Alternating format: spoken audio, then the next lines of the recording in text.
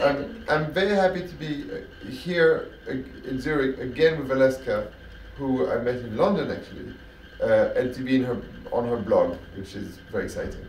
Yes, for me it's the same. So nice to see you again. Good to see you. So, tell me. Frédéric, tell me, you're from Paris, right? Yes. Yes. But I spent a lot of my life, I mean many years in my life in New York. Okay. So New York is like a second home to me, and that's where I live today. Yes, and since when do you live in New York? We moved in 2006, so more than 10 years ago. Wow. And what's the difference between the cities? Oh my God, huge difference. First of all, the noise I think in New York never stops, and but the energy also never stops. And one of the reasons why I moved to New York is of the light. That bright blue sky is something that I need to, and something that energizes, I think, anybody. The long grey winter in Paris, as much as I love Paris, is a bit of a downer for me. And then it's a very different energy.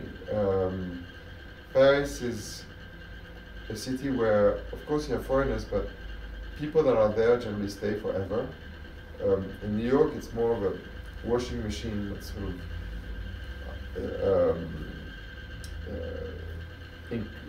hosts people, new people every year, and then some go back to Europe, Asia, whatever. So it's like a big roundabout, and where you can keep on gyrating or that you exit.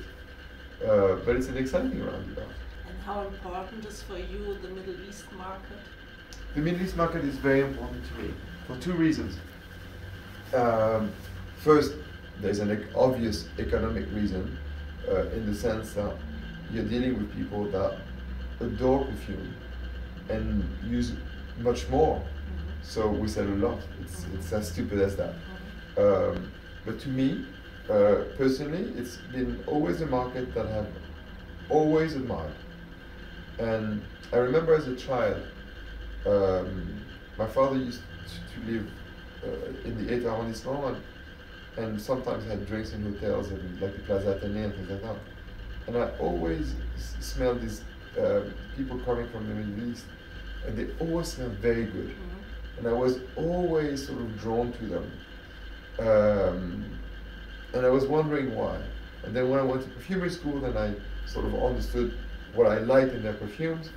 And then even not that long ago, we went with Dominique Ropion to Dubai to smell local scents and to try to learn more about the way they make these fragrances, because this is to me, and that's supposed to us, a great influence.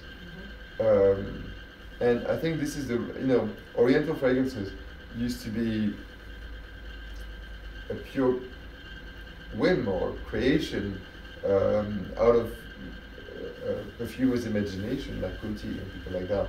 At the turn of the century, they were seeing images and they were making fragrances which were completely imaginary.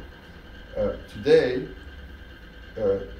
we really know the smell of the Orient, and I think it's a great source of inspiration. So to me, in the Middle East, yes, it's a big market. It's financially, but more than anything, it's a great source of inspiration, even for fragrances that we are doing for Europe, because there are so many of the subtle details that they're using that smell completely addictive. And which is your next project? With what perfumer do you work at the moment? Now, is it a secret?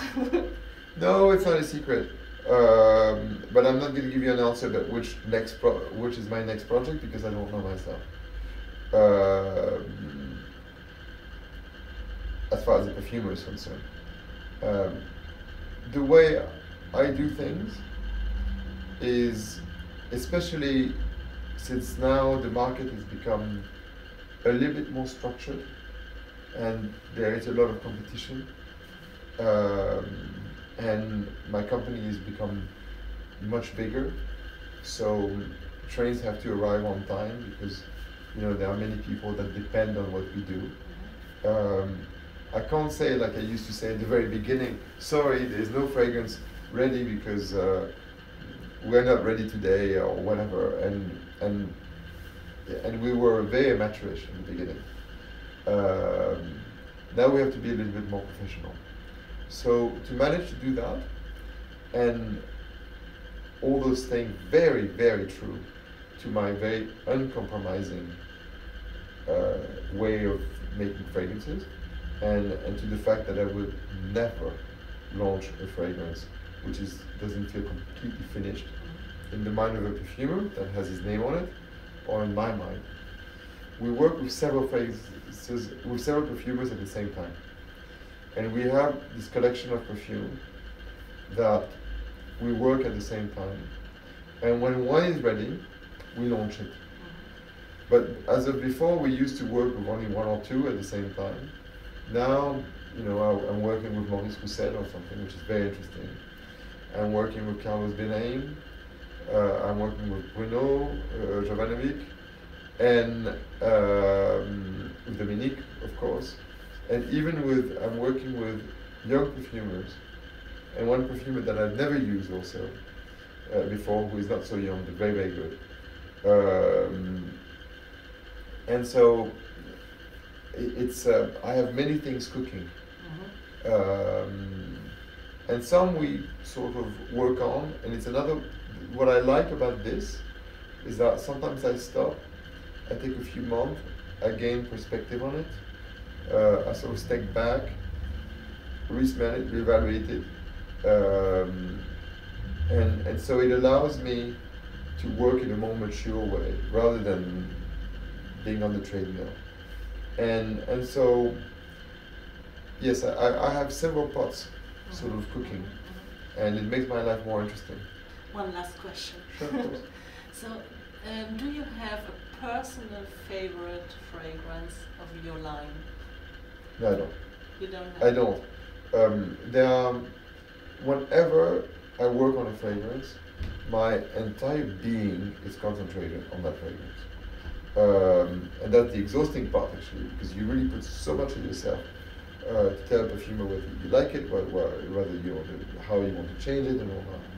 So I put 100% of myself. Then comes this. It's like, you know, when I suppose a child is leaving your home, then you sort of they have a life of their own, and then there are some that I'm very proud of because my friends in the business said that they have changed the industry quite durably. Whether it's which one?